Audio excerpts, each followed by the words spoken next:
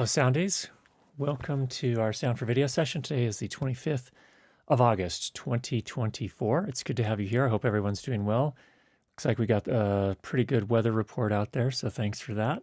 Let's head over to our agenda and we'll dive into what we're going to cover today. First of all, as always, this is a workshop which goes along with our courses over at school.learnlightandsound.com. Everybody is welcome. If you would like to be notified ahead of time, make sure you get signed up at the school. That part is free. And of course, these live streams are free. So happy to have you all here and join our little community of Soundies. All right, this week we're going to do something a little bit different. Well, not that much. I've added one thing, audio term of the week. We'll get to that in just a minute.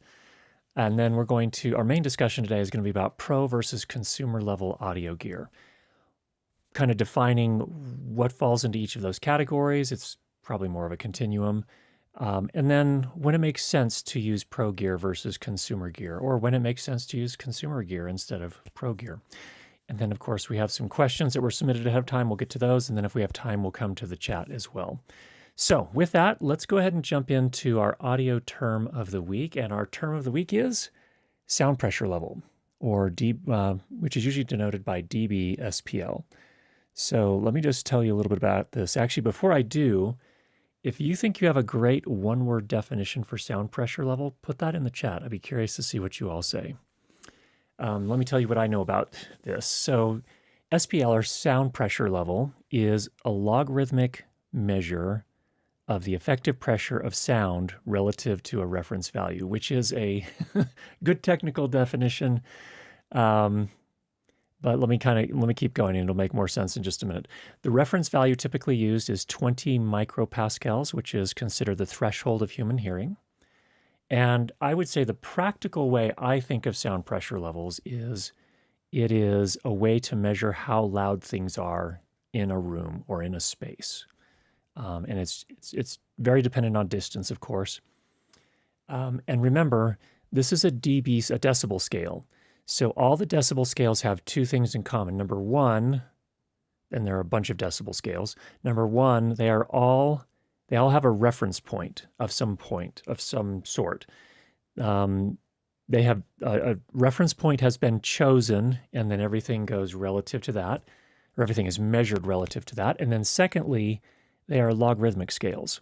So they have a logarithmic curve. So when you get to higher numbers, the overall effect is going up much more quickly than at lower numbers. So let me give you a couple of reference numbers here, or kind of practical numbers, to give you a sense for what different sound pressure levels look like.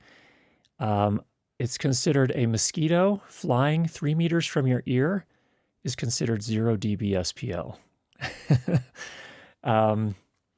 Normal conversation about 1 meter from your ear is somewhere between 40 and 60 dB SPL, typically, depending on how loud the person is you're talking to. Hearing damage can start to happen at 85 dB SPL if it's sustained for a long period of time. So for example, if you're in a space with sound pressure levels that are roughly around 85 dB SPL, say for example for 8 hours, you can actually start to experience some hearing damage. And in fact, I believe that the OSHA standard is for workers, if they are exposed to higher than 78 dB SPL for an 8-hour work period, then the employer is obligated to provide hearing protection for those employees. So just as a reference there. An internal combustion passenger car 10 meters away is usually between 60 and 80 dB SPL.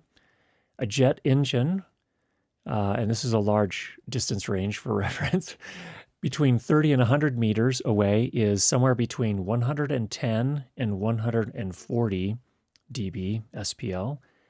Very loud, not recommended to spend a lot of time there. And the threshold of pain is usually somewhere around 120 dB SPL. So when you hear something that's that loud, 120 dB SPL or louder, it's usually also going to come along with some pain in your ears. So that is our term of the week, sound pressure level. All right. Vincent says 120 dB for the first gen 747 on takeoff. Very good. I wonder what distance that would be. Very good. Yeah, ears bleeding. SPL is how much sound hits you. Very good, Alvin. That's not a bad practical definition from my point of view. All right. All right. Let's jump into professional versus consumer level gear. And first, I want to start with, why do we even care about this distinction? And the answer is I don't know that we necessarily do care about identifying pro from consumer level gear necessarily, but it does become a useful conversation when you're doing professional level work, or even when you're doing amateur level work and you're trying to get the best possible sound quality. Sometimes for an amateur or someone who's operating by themselves, pro level gear is not necessarily practical. So I think there is a case for using consumer gear when you're doing non-paid work. So with that, anyway, I think this becomes an important discussion when you're trying to make decisions about what gear to purchase and the best way to deliver for a job, the best way to get the best quality sound recordings for a job. And actually in post, it could apply as well. But first of all, let's start with a definition. What is pro? And there are probably a million different definitions out there. What we're going to use as our definition for practicality's sake is that a pro is a person who makes a majority of their living income from a specific type of work. So for example, if you are a production sound mixer and you make a majority of your living income being a production sound mixer, then you are, by this definition, you would be considered a professional production sound mixer. By this definition, I am not a professional production sound mixer. I'm a professional video director, but I am not a professional production sound mixer. So that's one thing. So we're going to just go ahead and go with that definition. Then what's our definition of non-pro, or maybe consumer? And in this case, it's going to be someone who makes less than half of their living income from a specific type of work. It's a line in the sand. It's not a perfect definition, but let's start there. So this begs the question then, what is professional level gear? And there are a lot of ways to look at that. And as I mentioned before, my sense is that if you take a single piece of gear, this is a Sound Devices MixPre 10-2, for example, and ask yourself, is this a professional mixer recorder or is this a consumer level mixer recorder? And to be honest, I'm not sure there's a super clear answer to that. I think it has some aspects of both. And so that's what I'm saying is there's sort of a spectrum or a continuum. It's not as if every piece of gear falls exactly into the pro versus consumer realm. What about a Beyerdynamic DT Pro or DT 700 Pro X headphones? Are those pro or are those consumer? I think, as I remember, they're about $300 headphones. They can be used professionally, absolutely. They could also be used by consumers or in consumer applications. So it really kind of depends. I'm going to go ahead and say that products produced by a company whose primary market consists of professional service providers or companies are producing pro-level gear.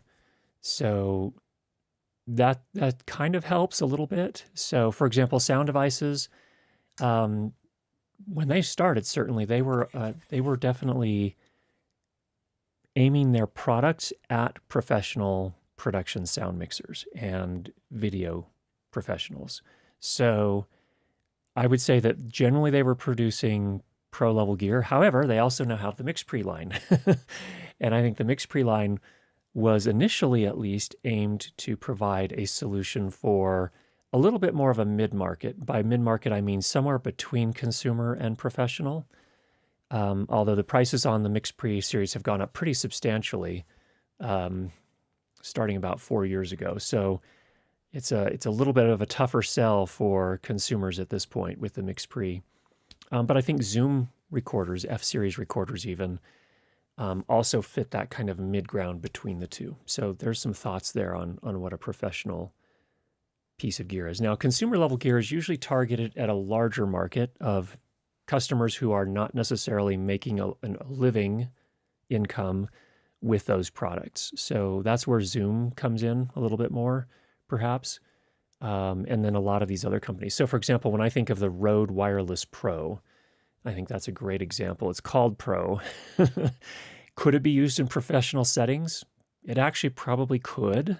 And in some cases, I think it actually is. We even saw the Rode Wireless Go on BBC correspondence clipped to them and the people that they were interviewing. So is that professional? Well, in that case, they're actually working. I mean, probably those BBC correspondents, that's their full-time job, I'm guessing.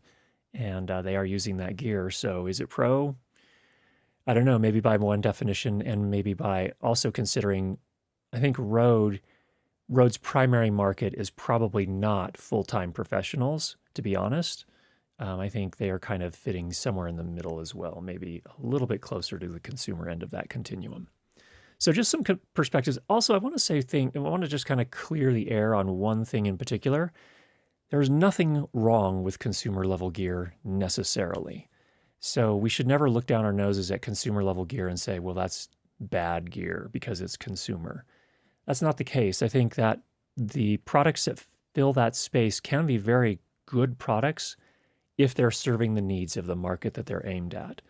So that's an important thing to keep in mind. Here, for example, we are, let me just call out an example here.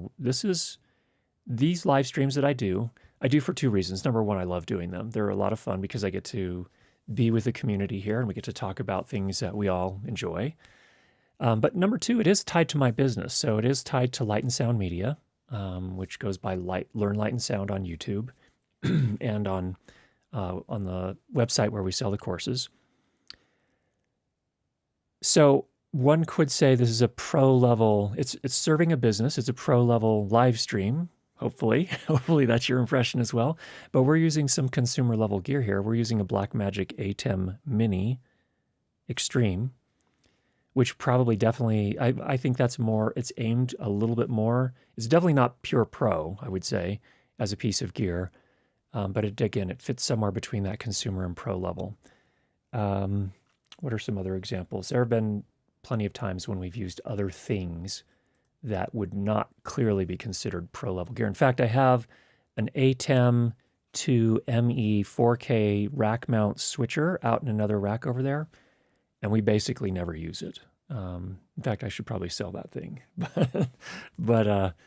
So that's definitely more of a pro-level piece of gear, just as one example here. So again, nothing necessarily wrong with consumer-level gear when it's used in the right context, really.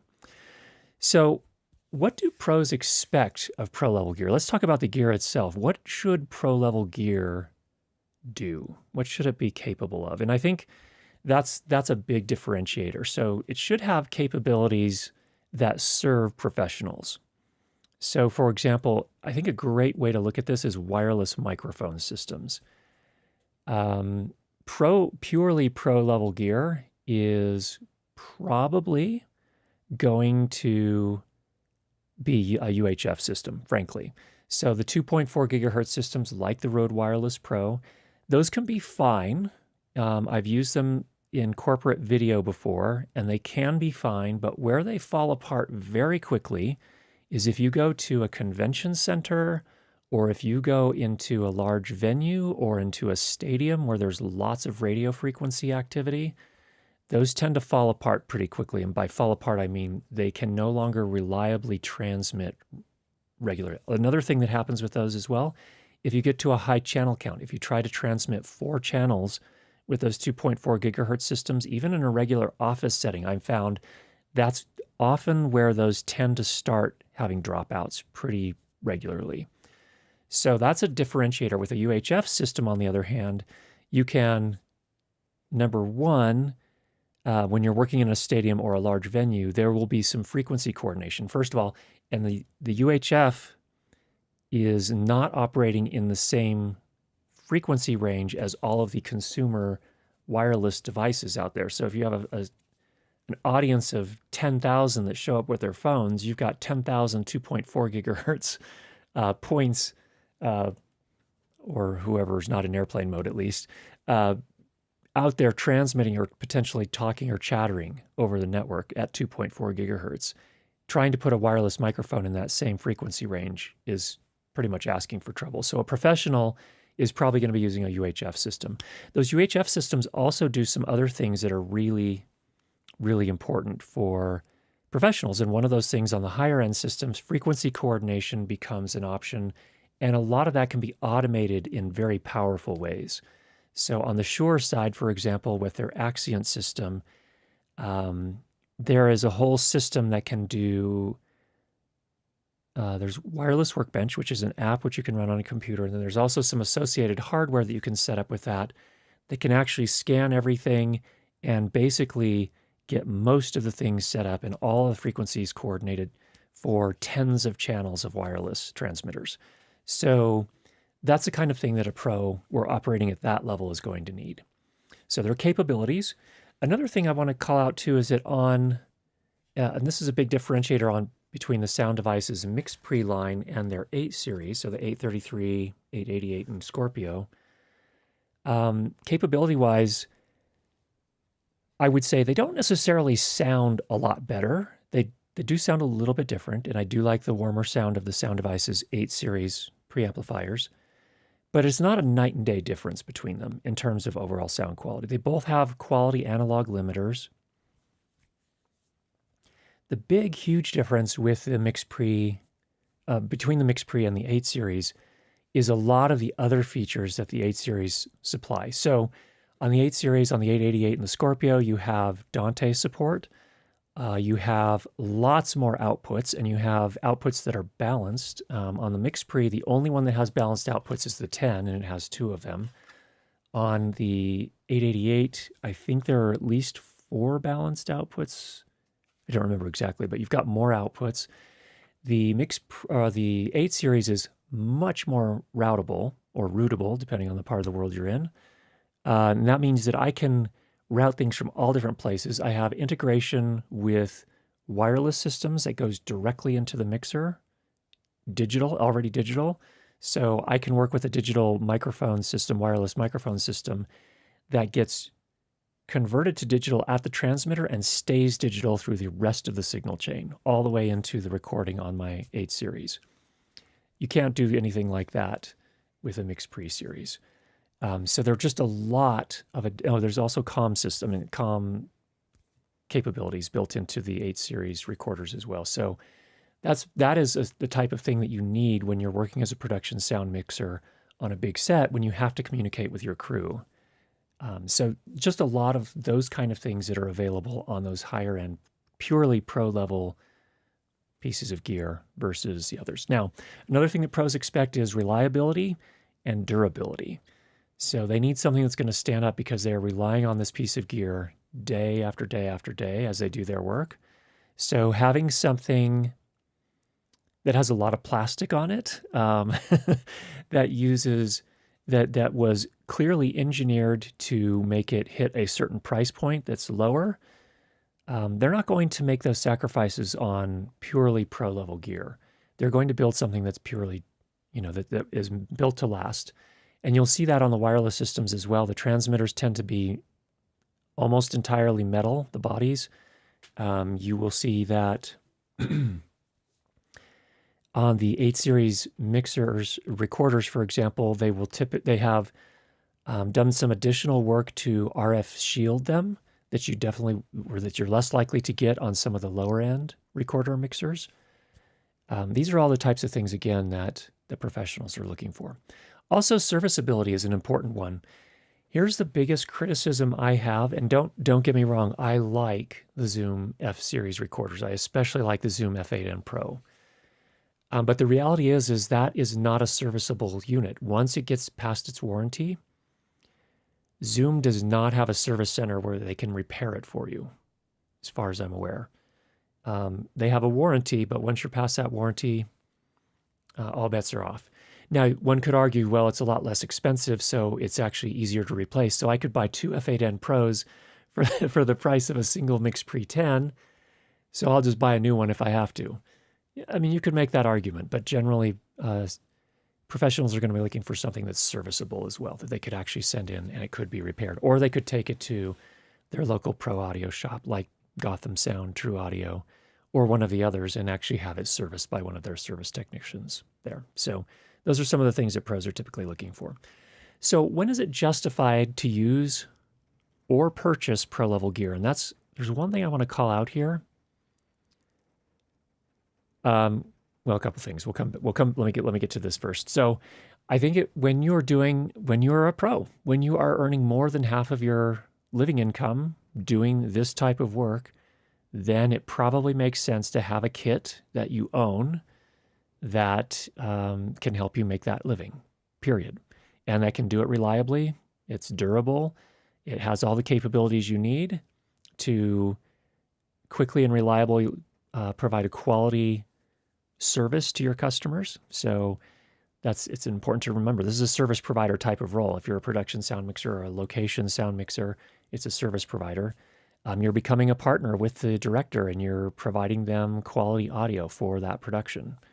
So you've got to deliver. And the thing that a lot of people don't realize is that production sets like that, the most expensive thing there is not the gear. The most expensive thing on a set is the people. It's the crew and the cast. And so when you're on set, you have to get things done efficiently.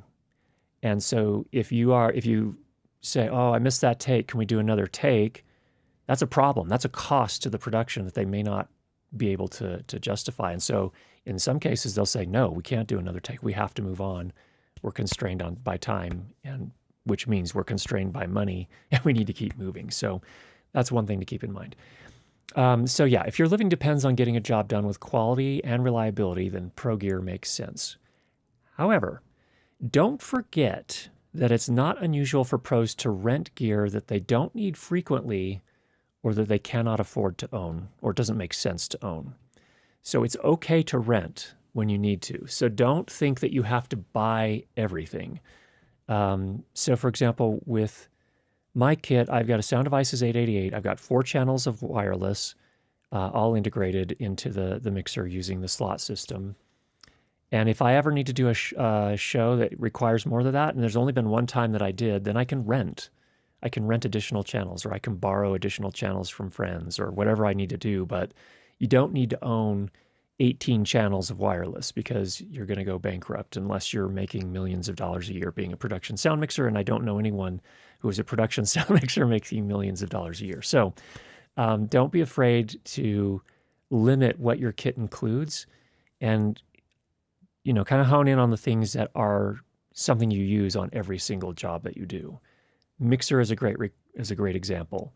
A good shotgun microphone, a good pencil condenser or supercardioid microphone is a good example. And maybe for a start, maybe 2 channels of wireless would be a good start. And then if you need more than that, for example, if you need an IFB system, you're going to have a director, a script supervisor, and a couple of producers, and they all want headphones to be able to listen to what's happening on the production during production. You can rent IFBs, so you don't have to own those necessarily. So definitely keep that in mind as well. Pros make these decisions. They're running a business, and they make good decisions about what makes sense to purchase and what makes sense to rent because they don't need it quite as often, and the cost doesn't justify owning it. So let's talk what if you're looking to get into this, if you're looking to do this professionally, what would a beginner location sound kit look like? And this is my recommendation. It's not objective. It's based on my experience, what I think what would be a realistic place to start. And that is a mixer recorder that has at least 4 channels. So that would be at least a MixPre 6 or a MixPre 10. And on the Zoom side, it would be an F6 or an F8N Pro. You're going to need I would say 2 boom mics. You'd need a shotgun for outdoors, and you should have a small diaphragm, supercardioid, non-shotgun or pencil condenser for indoors. You should probably have a wireless kit with 2 channels. You could maybe get away with 1 channel even to really get started, or even just rent them from the start if you have to. But again, keep it modest. It doesn't have to be a ton of channels. When you start doing the bigger jobs, then yeah, you're going to need more channels, but you can always rent. You're going to need some way to power your kit. So those mixer recorders, they tend to be getting more and more power hungry, especially the Sound Devices are quite power hungry.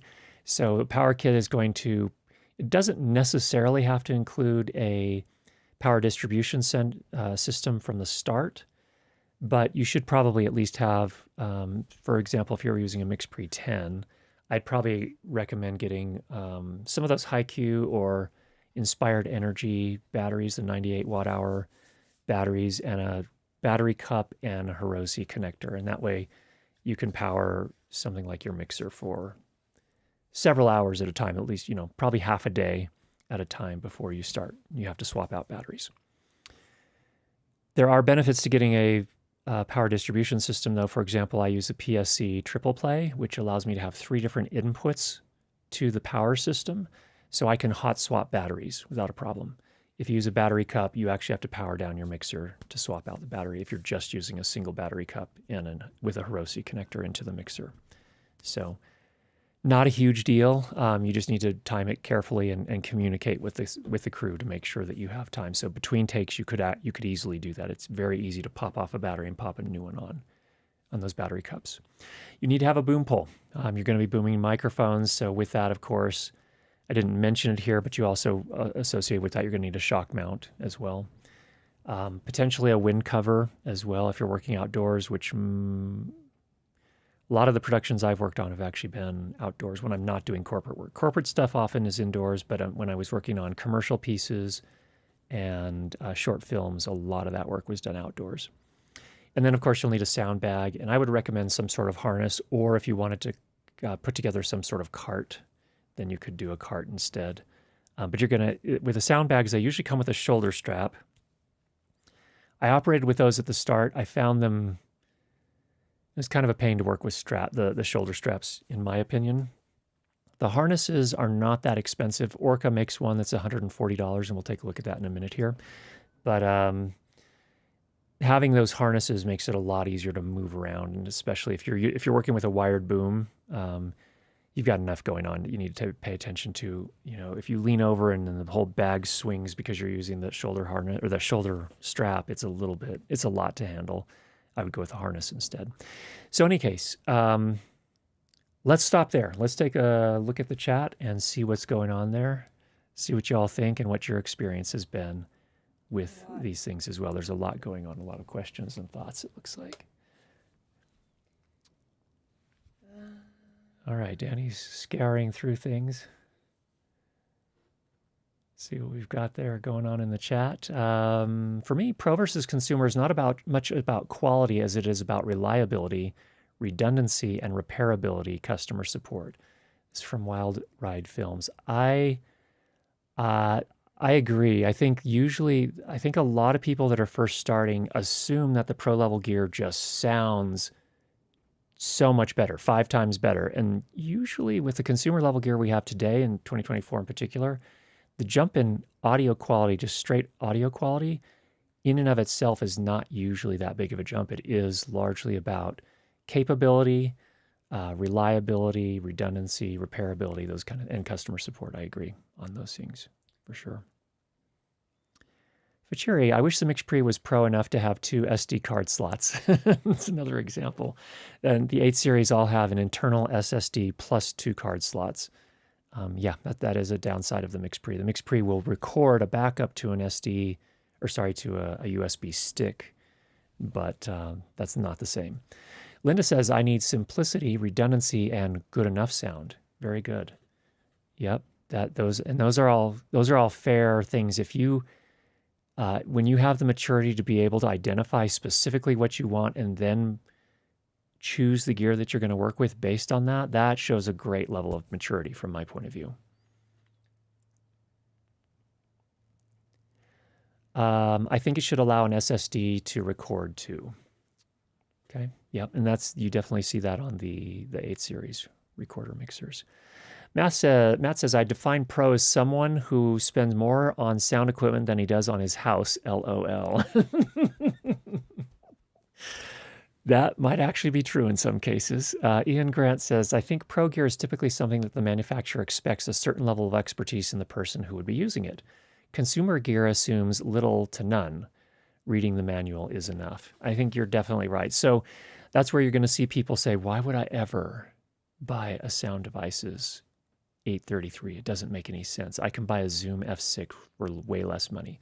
And that's because those people don't, number one, understand, and number two, value the additional capabilities, reliability, durability, and serviceability that the 833 would provide over, for example, a Zoom F6. I'm going to have to skip over some of these, but there are a lot of great comments. A lot of great comments, Danny says. Anything that has pro in their title is probably not professional. That's actually a good point you bring up. I laughed, for example, when Apple started naming their big phones the whatever Pro, and then they carried it back to the smaller models as well. And I imagine there are some cases where people are using their phones to earn a living, but I think a lot of people aren't. So it was kind of a weird choice. Rode named their latest iteration of their wireless microphone system the Rode Wireless Pro. It could be used in pro settings, but I wouldn't call it purely pro. And its time code implementation is a little wonky as well. I mean, it's okay in a very specific use case, but not across the board. MixPre is kind of in the middle. This is from Christopher. It's upper end of consumer, lower end of pro for sure. In the Sound Devices product suite, though, it's their entry-level product. Completely agree. They're aiming for someone who you have to have prosumer market or pro consumer market. Yeah, there's a lot of, again, it's a continuum. There's not just one end of the market or the other. In fact, Sound Devices, in some respects, I think, from a business perspective, needed to provide like a prosumer level type of product to be able to reach more people, just from a financial standpoint. Because I have to imagine there are less than 20,000 8 series, maybe 30,000 8 series recorders in the world. So you can only sell so many of those. Darren says, I got a bad taste in my mouth with Sound Devices when my MixPre 6.2 preamps decided to malfunction, and I only used it 3 times. I use my Zoom F8N Pro every week, and I trust it more than MixPre. Fair. That's completely fair. APC photography. I really disagree on your definition of pro gear. Okay, go ahead. We do, let's see, thousands to $100,000 with prosumer. Fair enough. If you get the job done, then do it. I'm not going to take issue with that. If you've got a successful business doing it and you're doing it with consumer grade gear, by all means. I will say one thing on that same topic. I'm gonna pause here, Danny, and say something. There are some cases, if you have backups, that's another strategy. If something malfunctions and you've got a backup and you can pop it in, okay. If you're doing something live, you better be sure. That's a different level of expectation. If you're doing a live show of some sort, you have to have something that you can trust and is reliable. So, okay, moving on. I use the Rode Wireless Go's in professional settings as camera hop. Totally fair. So I'm assuming that if the camera hop didn't work out, you wouldn't be fired, or they wouldn't come to you and say, we're not hiring you again because you didn't get the job done. Maybe the camera hop is for convenience, but so just one thing to keep in mind there. Ian says, the fact that there are journalists on mainstream news channels filming reports on iPhones in the field, the game is changing. Agreed. I think great customer support versus so-so like most consumer. Your living depends on the gear too. Great. Yeah, I think customer support is a big part of it. What devices are in competition with the Sound Devices Scorpio 800 or 8 series line? Zaxcom has a series of recorders. They have Nomad. They have what's their smaller one called now? I don't remember.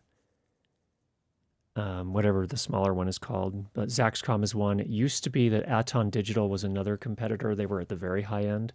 They recently went out of business, unfortunately. Christopher says, even with Rode, they are professional for many content creators, just not for location sound mixers. See, that's a fair point. And for many videographers, there are lots of videographers who are making a living. Think of wedding videographers and lots of corporate videographers. They're using those things all the time, making a living. So is it pro for them? Absolutely. Pro? No, I'm not, but my clients expect results which do not deviate. They cannot distinguish except when things go bad. It's a good point. It's about serving your clients, making the right decisions for them. Some consumer gear is very good, and I use the DJI mic and I use Shure Axient, so it's a case-by-case basis.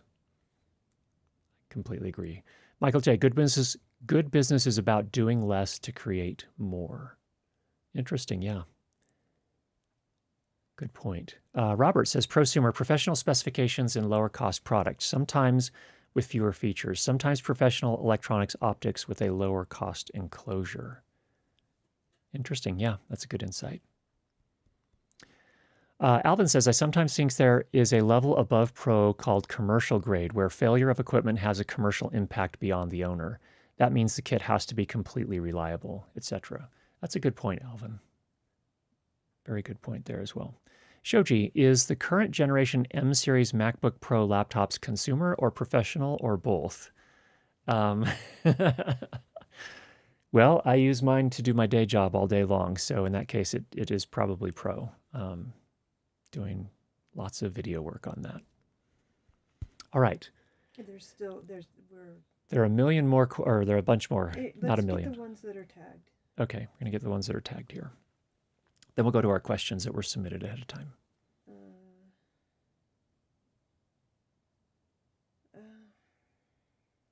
This is a clarification. I'm on a 5 to 8 live events and 10 to 12 interview B-roll segments. Pro no longer has the edge over consumer equipment. I think Curtis is talking primarily about $100,000 to $1 million type jobs.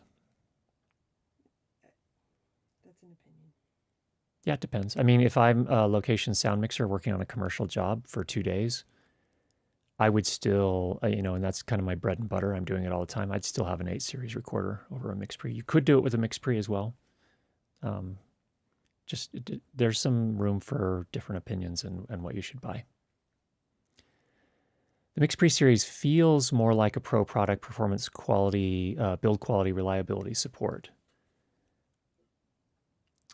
Definitely more than a Zoom H series recorder, for sure. Yanti says, during a shoot in a small village, the local sound technician's Zoom H4n froze in the cold, affecting the shoot with a famous actor. Since then, I always think, buy once, cry once. That's partly, I would say that's also partly a level of experience involved there too. If you're going to be working in the freezing, there are a lot of considerations there. Okay, then let's go to this one. Every piece of gear has positives and negatives. It's so important to know your gear inside and out so you can work around any negatives. Absolutely, Norm. Okay, and then there was one, let's see. How about technology? Is 2.4 gigahertz wireless considered pro or consumer? It depends on what kind of pro work you're doing, I would say.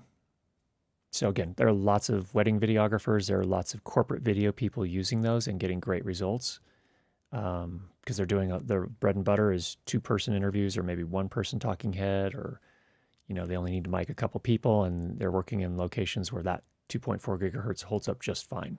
If you're talking about someone who is running a major sports event, they are probably not using 2.4 gigahertz systems. So it's pro for the wedding videographers and the corporate videographers, but it's probably not pro for the people running a major sports event.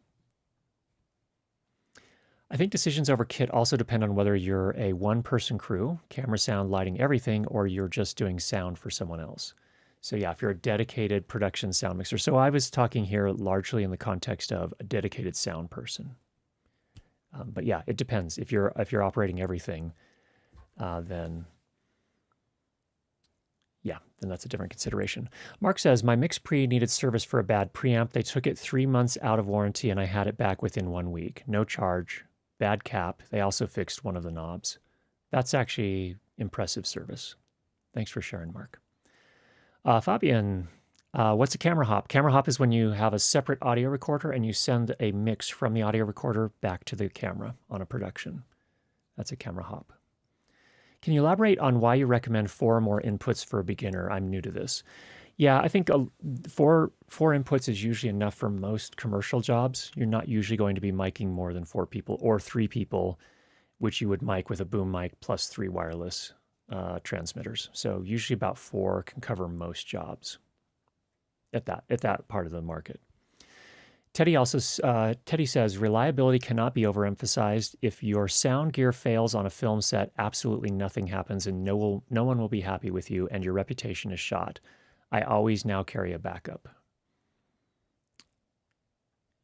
I agree. Yeah, that's if you're on a film set, then yes, you have to be there and be able to support the crew no matter what happens.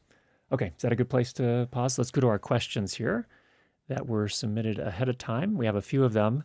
I'll read these. I know it's really, really small. It was quite a lot here, but Alan says, so I have the Mark 1 Mix Pre 3, which I love, but in the field need Anker batteries, the Sennheiser MKH416 Audio-Technica headphones, and this is a great setup if I wasn't filming and taking photographs.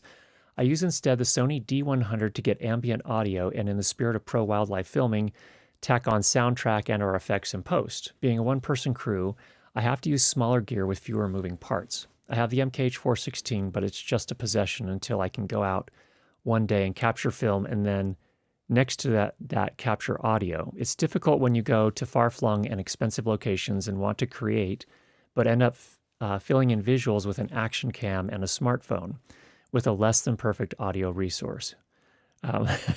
Boo-hoo, woe's me and all that, but I don't know how amateurs can do this even with decent equipment. Don't get me started on tripods and fluid heads. So Alan brings up a really, really good point. If you're a solo operator, then you need to use something that's going to work for you. And solo operating, honestly, is really hard. There's a lot to do. And that's, for example, if when we talked about, for example, BBC correspondents, to a large extent, not entirely, but to a large extent, the days of having a 3-person crew for news correspondents going out on, on location, there are not a lot of stations that are still investing in that kind of traditional setup across the board. So a lot of times now you're having the solo operators with a phone and a 2.4 gigahertz wireless microphone system. Not uncommon these days, even some of the big news outlets. So they're making a practical decision because they have a single operator. It's the person that's on camera, plus they're operating everything, plus they're interviewing the people on the street, everything. They're doing everything. And I think if you're doing everything, you have to set your expectations right. And you're right. Does a Mix Pre 3 with a Sennheiser F416, an Anker USB battery, plus a big set of headphones make sense when you're also trying to capture all the visuals? Some people will make that commitment and make it work. But if you're not finding it if you're doing it on an amateur level and you're finding it to be a real drag, then don't worry about it. Use your Sony D100 and get a good camera and get a tiny travel type tripod that's going to do the job for you.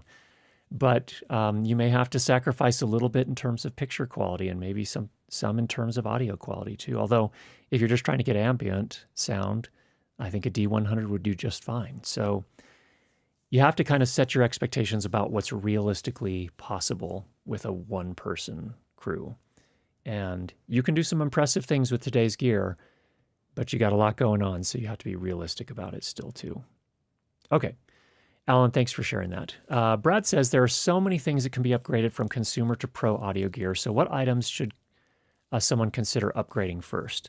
Let me just pop back really quickly. I'm going to go back here. When we were talking about this kit here, to me, I would probably upgrade the things that can make a biggest difference in what you deliver to your customer. And that's going to take the form of different things. So for example, on this kit, assuming you get a decent boom pole, and we'll talk about boom poles in a minute if we have time, but if you get a sound bag, those are generally going to work for a number of years for you. The harness, same thing. Wind cover should also last for several years. Boom pole, a good boom pole should last for several years. Power kit, same thing. Wireless kit, they get a little bit more abused because talent wear them and they often go off and, if they have to go to the bathroom, people drop them in toilets and other things like that. So those could have a more limited lifetime. But in terms of sound quality of microphones, if you're gonna go with a more budget-oriented mic at the start, if you want to make a bigger difference in your sound quality, then going to a better quality microphone when you get a couple of years in is probably a good investment of money. Mixer recorder, at some point you may outgrow your recorder, and that's a great thing. If you outgrow it and you're getting bigger jobs that have more demands that require you to get a more capable mixer recorder, that is great. Then you should be able to invest in that. And you should also, this is a whole different discussion, but you should be pricing things so that you can make those upgrades because it's part of the business. Any good business, they're not just pulling in money just enough to cover payroll. They have to be also covering all of the equipment that is and the education that's involved in getting their people skilled so they can go and do this work. So those are some things. So on this list right here, I would say unless there's a specific problem that you've run into, like for example, your boom pole snapped in half, I would probably get the microphones first. That's what I would upgrade first. And then I would upgrade the mixer recorder after that and keep the original one as a backup. And then I would just always ask yourself this question: what can I do to either reach the next rung up in the market? What do I need gear-wise to do that? That's where you should invest your money. Or what can I do to make sure that XYZ problem that happened on this one production that I did never happens again or is less likely to happen again, and invest there. So those are the kind of things that that's how I would look at it. That's a great question, Brad. Martin says, when it comes to the differences, how much do you think is the perception of the client who is asking for the Pro gear and paying for me to have it versus the actual performance of that Pro gear? Considering there is some really high-end consumer gear, sound devices, mix pre 10.2. 1 second. One more thing I never hear discussed: in a very small market, there isn't the opportunity to earn the money to pay for the really high-end professional gear versus the budget people in large markets have. Versus the budgets people in large markets have. So that's a good point, Martin. So first, I have never had a producer or a director or someone running a production specifically ask me, well, we're thinking about hiring you. What gear do you have? I've never had, in terms of brand, they have never asked me that. They have asked me, hey, we're going to be doing this kind of piece. Can you do that? Although I don't know if they've had conversations, because a lot of this is word of mouth. So I don't know if they've had conversations with the people that I work with that, who have recommended me, and those people could have said on my behalf without my knowing it, yeah, he has a great kit. He's got a sound devices, mixer, and top end microphones. He's definitely worth it, and blah, blah, blah. So there are producers that will sometimes ask, what mixer are you using? And people have been turned down because they didn't say sound devices, or they ask you, which microphone do you use? And people have been turned down because they didn't say Sennheiser, or they didn't say DPA, or whatever. So it's a little trick that producers use to try and gauge, does this person really know what they're doing?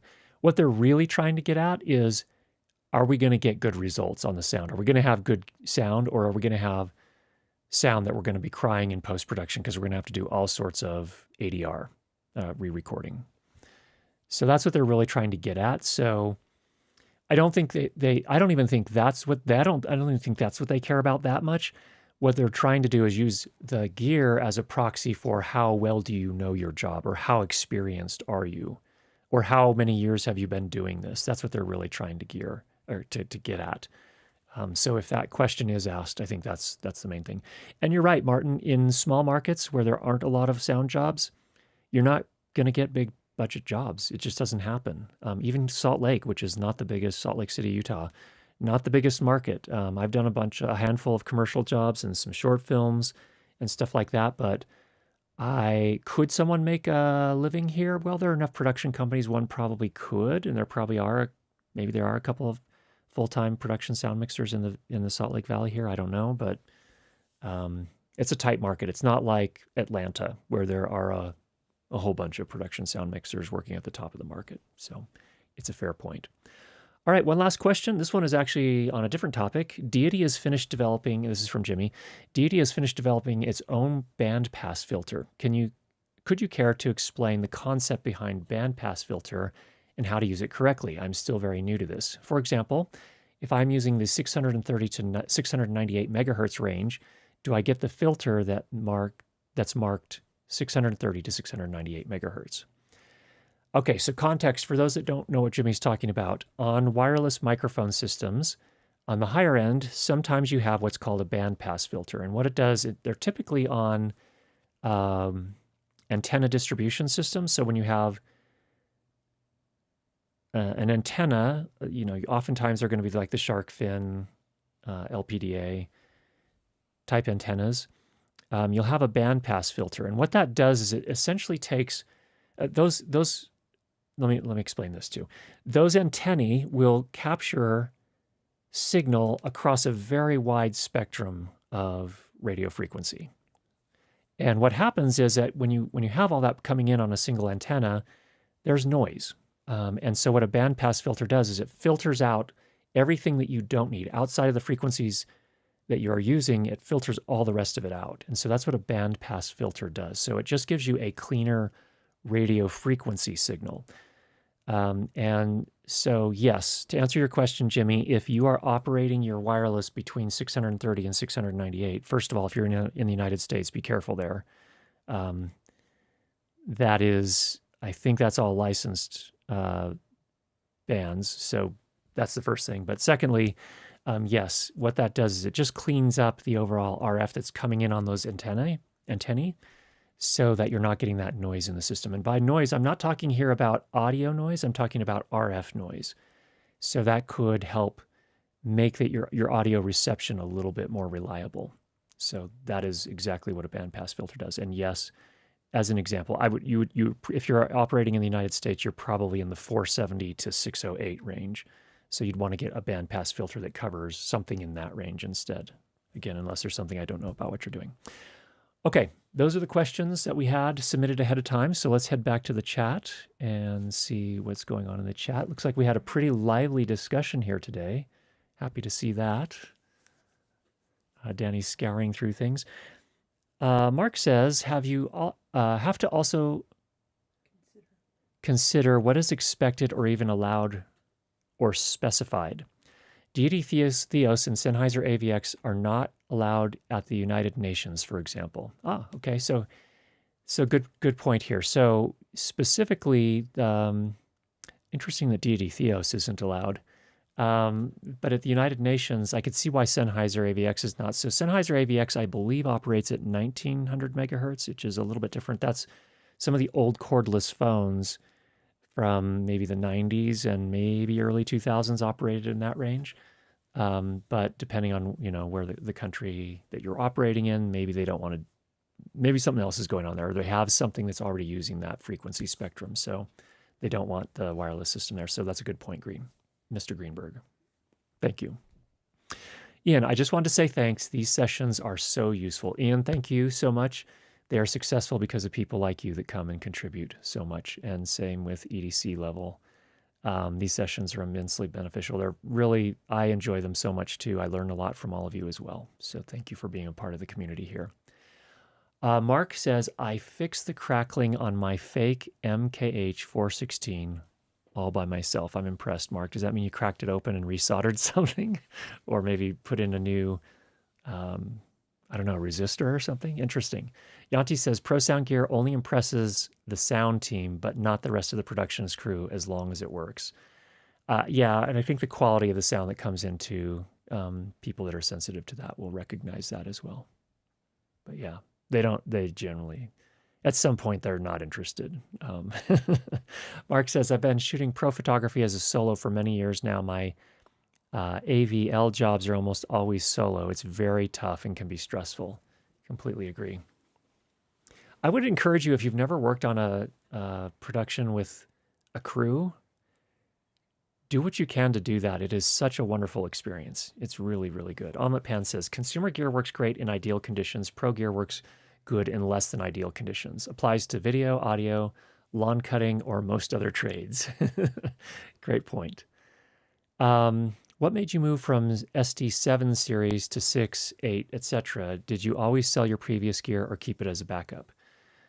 Good question, Bruce. So I never had a 7 series recorder. I started with the 633. And then when I upgraded to the 888, I actually kept my Mix Pre as my backup. The 633 actually got sold to a friend. So I do have the backup, and that's my Mix Pre 10T, or 10.2, actually. I think that may have been for somebody else, but... Oh, that may have been a question for somebody else. Anyway. It's Ian, I'm not a pro, but I've done filming in professional settings and definitely have been taken less seriously due to size of my kit. My small camera not measuring up to those 8-inch long lenses. Yeah, it depends on the production here.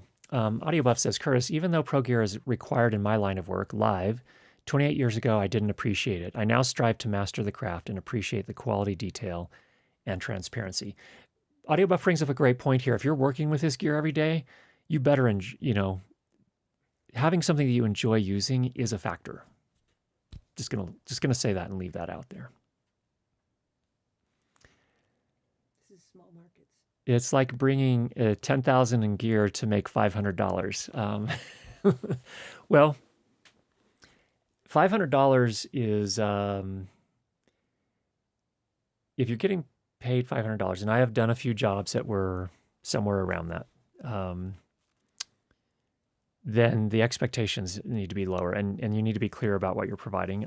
There's a whole discussion to be had about running the business part of things and negotiating and getting jobs and charging the right prices. So yeah, there's a lot there. And again, it all comes back to good business. If you want the business to survive and thrive, then you need to be making good financial decisions with the gear purchases that you make or the rentals that you make. APC photography. Generally, when I'm asked about equipment, I tell them about the kit I have and give an option to rent equipment they prefer. That's a good strategy. That's a really good strategy. You can, especially if you can, make it clear to them that, hey, I have a rental place that I work with. They are top notch in terms of professional service, and I can get anything that you need, probably. Are you planning to review the Deity antenna distribution system? I hope to. I don't have one in-house, but I'd love to give it a try at some point. The main reason for RF bandpass filters is to remove or reduce the effects of harmonics. Yes, so harmonics, and when you get the, exactly, harmonics. Let's just leave it at that. Apples, what are some good beginner IFB systems to use with the MixPre 10.2? I don't have a lot of experience in IFB land, to be honest. I would probably, in my case, I'd pull out I have some old Contex. They're fine. It's not the greatest audio quality, but they work. That's kind of the old school approach. Nowadays, I'd probably pull out my Deity Theos system and use that as an IFB, honestly. Gotham Sound has a video last week with an interview with the frequency coordinator for a company that does major sports events. 2.4 gigahertz is a problem. I'm just going to let that sit there. Mark says, Deity Theos not allowed due to RF spray. Okay, so it has to do with its performance. Interesting. Okay. The Gotham interview covers why both are not allowed. A Theos channel is 3 times as wide as Pro gear, and RF is at a premium at large events. Interesting. Okay. Spray, as they say. Okay, that makes sense to me. It just seems like the engineering isn't quite at the same spec as you would get from Shure Axient or something else. Curtis, I'm being harsh because I'm helping my new AV personnel understand it's not Pro gear, it's Pro techniques practiced perfectly many times. Then once you got that down, get Pro gear. That's actually a really good perspective. It's really important for people to understand it's the skills. The biggest thing that anyone on a film crew brings is their skill set. The gear, it's expendable at some level. So completely agree. It's the skill level and experience. Okay. Anything else? We have a couple minutes here, it looks like. Yes. There was a question at the very, very start. I know that was a long way back, but I don't remember what it was.